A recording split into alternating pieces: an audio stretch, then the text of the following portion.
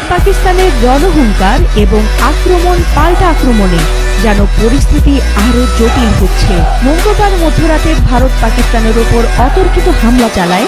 জবাবে পাকিস্তানও ভারতের ওপর পাল্টা হামলা চালায়, আর এই পাল্টা হামলায় ভারতের 5টি যুদ্ধবিমান ভূপাতিত করে পাকিস্তান।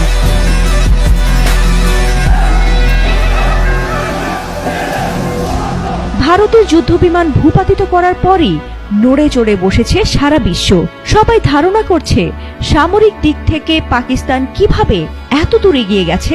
রাতের আধারে অতর্কিত হামলাও তারা কিভাবে রুখে দিল। ভারতের 5টি যুদ্ধবিমান ভূপাতিত করার পেছনে রহস্যটি কি?